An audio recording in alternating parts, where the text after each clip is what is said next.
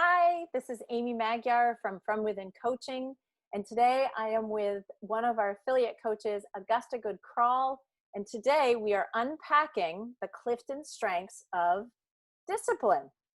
There it is. How are you, Augusta? I'm well, Amy. How are you today? Thank you for doing this with me. You have been a trooper to sit through so many of these and for us to have a conversation. Discipline is not a strength that either one of us has, probably even in our top 10. Right. Pretty So rare.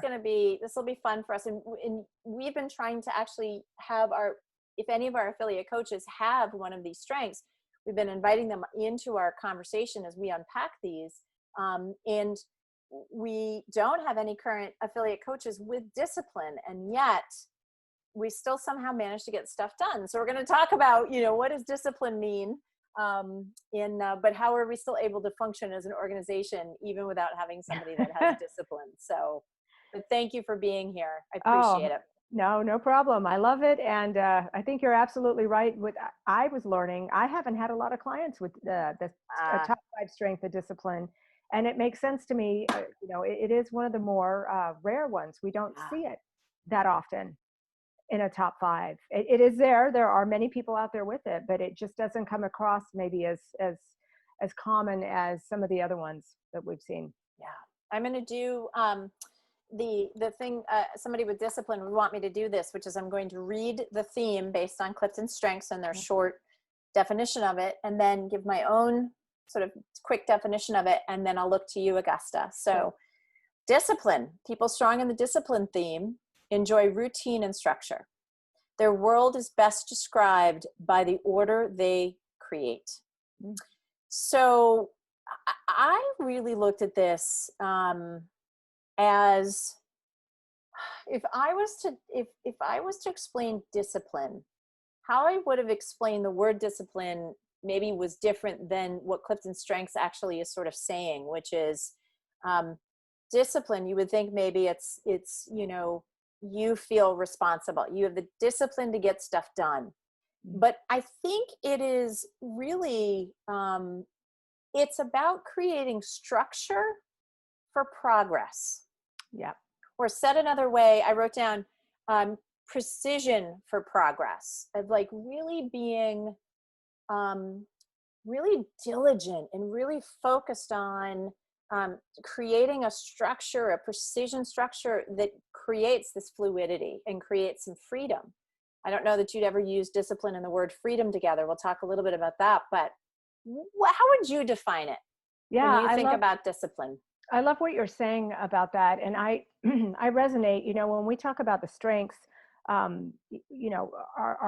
inherent talents, kind of the way that when we're navigating from them, we best make sense of our world, and we best are able to find success in goals or everyday activities. Yeah. And for me, with discipline, just like you said, we can think discipline, they're disciplined because they're ordered or they're neat or whatever. But for me, it's more about the process of getting to a goal, or a process of even structuring their day. So for me, when I think of discipline, I think of creating order and structure within that process of moving forward. Yes, absolutely. And it's an executing theme, right? It is get things done, but done, it's interesting, done in a way we did, we unpacked consistency recently. And I think that that's something that gets asked about, is like, what's the difference between consistency and discipline? Because consistency very much is getting things done, creating procedures to get things done. But there's a layer of the reason it's done is for fairness. Make sure that it's right for everyone. And I think discipline is a little bit different. It is, it's creating clear rules and sort of procedures for progress. Yeah. Maybe not for equity or equality. And so that's just something that's a little bit different. Not that you can't have both. Right. But just that discipline, the person really understands, almost this is going to sound so weird, but hang in there with me. You know, I love a good metaphor or analogy. It's almost like when you are training a horse for the first time, putting them in a round cage, in a sort of a cage, not a cage, sorry, a corral or a ring, actually is quite helpful for the horse because it provides a structure. And even though what you want to do is give the horse freedom to be able to learn, you have to provide a structure for it to learn in, almost. Mm-hmm.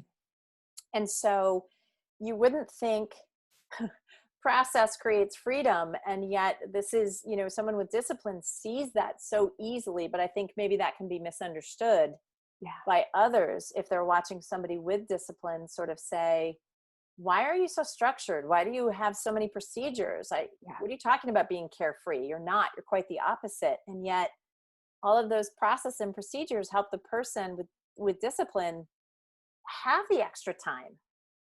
They never seem to be without the time to do what they want for themselves because they planned it, versus Absolutely. maybe somebody who flies by the seat of their pants a little bit and just kind of hopes they're going to get their workout in, or kind of hopes that things will happen. Speaking of working out, I want to tip my hat to something that we talked about as we were getting prepared for this, that you had mentioned as you were rereading Discipline. It reminded you a lot of your dad. Yeah. Will you share what it was that, because I don't think your dad ever took CliftonStrengths, right? No, no, I was thinking about that this morning. He never did, but it's very much who he was as a person. And it's about setting up, it's the processes, you know, like you were speaking of how we set up our day, or how we allow ourselves to be in the world so that we have the freedom and free time to be the best we can be. And so for him, this discipline really showed up in his athletics, and even in the way that he was very routine oriented.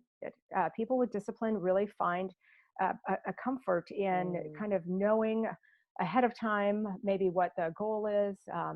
You know, maybe a dinner time always at 6 o'clock. I'm sure we've all met people like that. You know, there's real comfort and ease in knowing that structure. And so, you know, everybody can look at, my dad was a great distance runner, and he started running at 45 and competed in 65 marathons, finished 62. And so everyone can look at that and say, oh my God, he was so disciplined. But for him, just like you had said, it was that process of going about his own goals in a way that had that structure, had that order. And it wasn't like Achiever, where we see Achiever, what do I need to complete? What goal do I need to get to? For him, my dad, it was setting up the daily logs of what my mileage is this week or whatever. So it's so interesting when we talk about strengths and how they can get confused, because like you said, with consistency, and I say with Achiever, there's a little bit of a difference. It's how they get to the goal, but with discipline, it's really that process again. And again, it comes back around to the idea is, because I think if somebody looks at all the strengths, all of the themes in CliftonStrengths, they would say, well, there's some overlap. And it's not that there isn't overlap, but the thing we need to ask ourselves is, what actually fuels the person doing it this way, right? And that it's the fuel, it's the aspect of, with consistency, it's that fuel is finding equity in creating a process that works for everyone. And with this is, you know, really creating predictability during, at times, a very unpredictable time, kind of like what we're living in 2020, but that it gives that predictability, gives the person the satisfaction of, and that could be the fuel, versus sort of always knowing where you're supposed to be, or what you're, like you said, routines. So powerful. Totally. And, you know, finding ease in that, the best way of being. I think, you know, you really spoke so well when you said there's a freedom in that. And, you know, I know for coaching and for working with these strengths, when we are helping others understand, when you are navigating from your constellation of 5 strengths, you have that ease and that freedom and yet you're getting your goals met, you're succeeding because you're that aligned. And so it's so powerful. It really is. And I think about uh, somebody who might have the strength of discipline, and this I'm just thinking of my dad, and in a way, like, I'm sure you can think about this also, in its raw form, or if it's not understood by others, especially a daughter who might not have discipline in her constellation, it seems really, really rigid Yes. and really inflexible. And for me now, knowing what I know about strengths, and knowing that I know this was one of his, it allows for a bit of an understanding and a relaxing around who someone is. Right. It's same Right. for him, looking at me, who might not have had that strength. So And that's the beauty of strengths, right? Is yeah, realizing that if your top 5 is not somebody else's top 5, yeah, please don't assume that how you think or act or see the world is the same as the person that you're married to, that you work with, yeah, that you're dating, that is your sister or a parent. yeah. Um, the things that come, I'm going to give this example of I had a peer who had discipline in her top Mm, 5 strengths, quite high on the on the list. And we would sit in a meeting, and we were trying to practice being really efficient with our time during these meetings, because where I worked, we had way too many meetings that sort of went nowhere. So we knew if we had her in the meeting that she would say, "I'll keep the time. I got mm, the time." And she was so happy to do it, because what it did for her was in a very chaotic meeting, it created yeah, guidelines, it created timelines, it created sort of a semblance of for her, something she could hold on to. yeah. That And it, order or it was structure. it was so important. And it was so great for us too, because she'd give us the 5-minute warning, and we got really good at because I think time flies for people. Yeah, Already I look at this, and I'm like, wow, we're already 10 minutes into this, and it feels like 5. yeah. So she was so amazing to be the timekeeper for us. And I think I even checked in with her before I knew what her strengths were, about, like, I feel really bad that you're doing this admin work. You're this incredible director. We appreciate your strategy. And I just feel bad that this feels very admin. And she's like, this is soothing to me. Mm, mm-hmm. And then when she did strengths and we compared, it was like, oh, yeah, There it is. got it. Got Yeah, it. Yeah. yeah. It's really, it's so. I just had a conversation recently with someone who is really high in adaptability, who doesn't need routine, who doesn't need this type of Right. structure. And what was so interesting too was that for her, it was something that she was kind of berating herself, because she would compare herself to, well, people who are successful usually have this kind of way of being. And when we were able to say, this doesn't help you get to where you need to go, stop trying to force it into who you are. um, it just gives so much, kind of allows that self-trust and that self-knowing. And we all are very different. Someone who needs this type of, gosh, I think of the word meticulous almost when I think of someone with discipline, that structure, that order. They're able to create that in their different environments, Yes. and help bring that, like you said, to a maybe a chaotic environment. Whereas somebody who has high adaptability actually doesn't really need that, and No. actually needs that constant change, and that ability, that is able to land on their feet and just assess and act at that moment. So One of the things that I think is such a great example of is that the especially in the world that we live in right now, where it feels very chaotic and we don't know sort of from one day to the next. I'm pretty sure today's Tuesday. This afternoon may not feel like Tuesday. It may feel like Friday. So we don't have a lot of the normal things that we would gauge, timelines and milestones and things like that. This is the life very much of an American president. And there's this really great new book that's out about the job of presidency and the expectations. mm, In fact, there's this whole big wow, discussion that um, we're actually probably putting too much responsibility on one human being. mm, One of the things that I bring this up for is there was a Vanity Fair article done on Barack Obama when he was a president. and how, even though he may not have had discipline in his CliftonStrengths, I'd love to find out, what everybody's strengths are. Maybe it's in his LinkedIn profile, which he does have a LinkedIn profile, by the way. Is part of his discipline was based on, he made decisions every day, really big ones. Mm. So what he did was he narrowed down the decisions that he had to make. The chefs at the White House didn't ask him what he wanted to eat. They had a list of the things he enjoyed, and that's what they made. And he never had to think about what tie he was going to put on, because he had, 50% were blue, 50% were this other color, and a style or a pattern. And he just grabbed and went. And same with his suits. He had a very dark blue and he had a darker gray. And so his decision was to choose between dark gray or dark blue. That was it.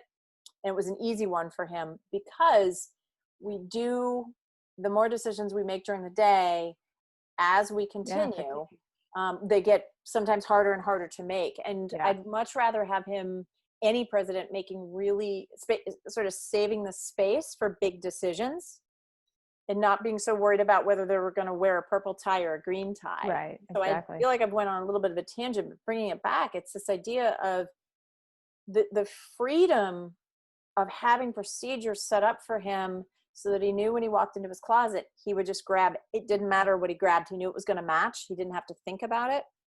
Is that it saved him. It gave him freedom and time and energy to be able to put in towards maybe decisions that were probably of higher priority, or much higher national security than what color tie he was going to wear. Exactly.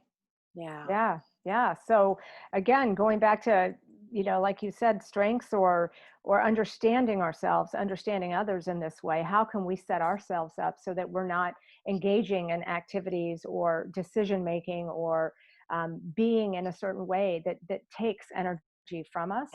Again, like in career. So knowing if you had high discipline in your top 5, what type of environment, Amy, would you recommend somebody lean into? Yeah, not a job where the job description says every day will be different.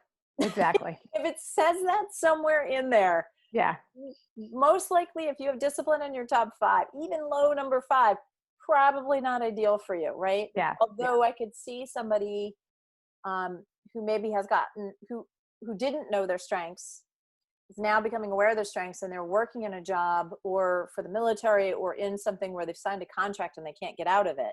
Yeah. Is how can you create procedures, process, order for yourself, so that for however long your contract is for, you can create these mini milestones and these mini sort of low boundaries for yourself, but things that you can hit.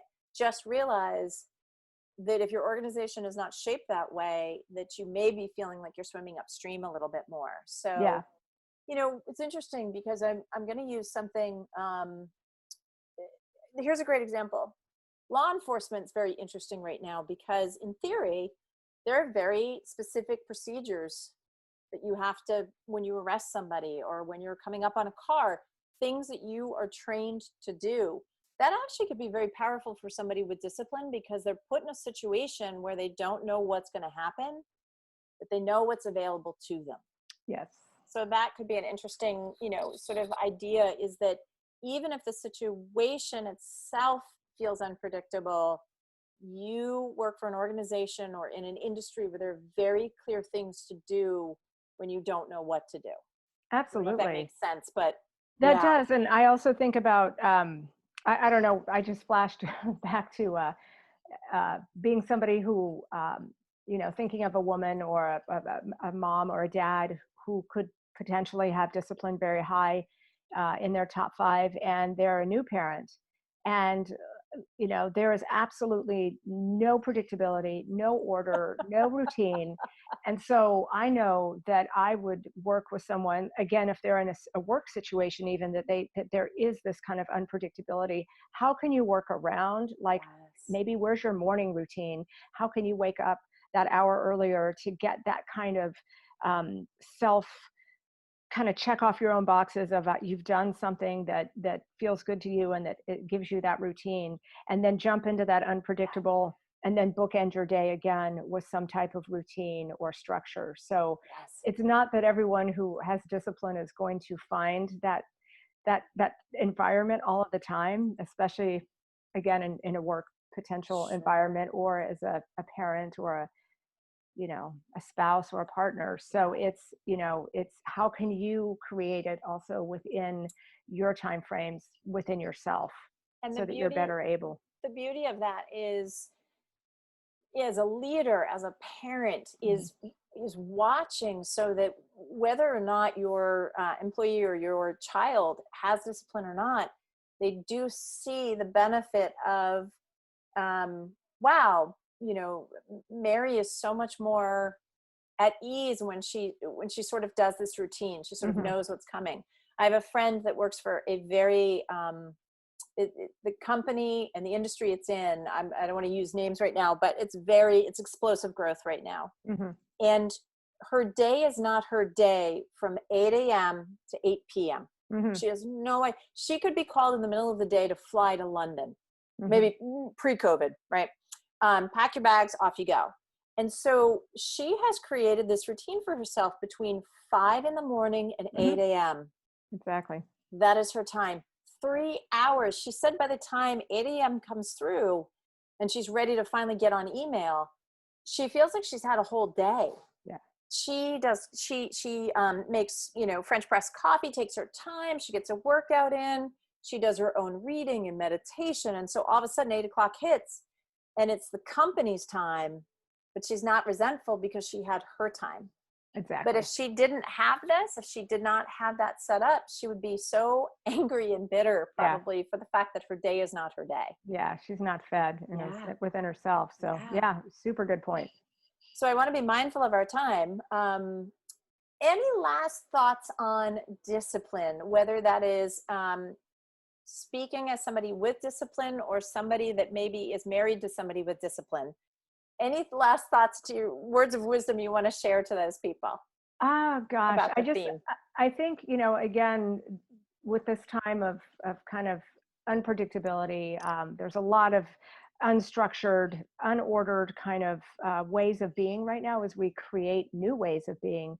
I would, if discipline is high on your top 5 and this is a struggle for you, it's, where can you find some ease and maybe use questions and curiosity around how to navigate this kind of unpredictable, unordered, unstructured place. Because it's got to be, again, I don't have discipline. I wish I did. But it's got to be really, really hard on people who really thrive in the knowing. And there's so much unknown right now. So just asking questions, staying curious, untangling it with those eyes, and finding, the routine and the structure and order where you can, even if it's in your bedroom. If your bedroom is, again, that environment that feeds you and makes you feel like you've got that, that's a wonderful thing. Oh, I don't know how to follow that up. That's so, I'm like, yes. Oh, yes. It's so beautifully said. At the end of the day, as coaches, we know we can't control everything.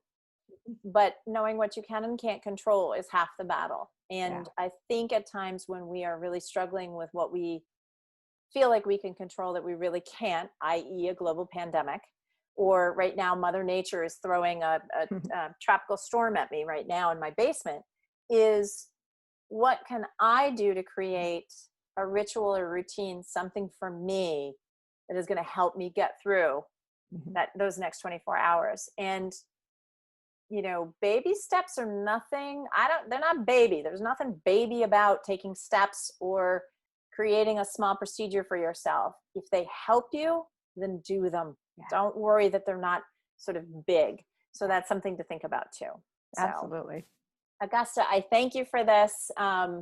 This is not, as we talk about all the time, this is not in lieu of a deeper dive into your strengths, but a chance for you and me to just share a little bit about whether it's our own experience with our strengths, our clients' experience that we have with people that we've worked with, but just help those with discipline or those with people who know folks with discipline have a little bit better understanding of this. And I think, I'm hoping that for you, the listeners and the viewers of this, you're not going to think the second you hear discipline, you don't think strict, you think more freedom.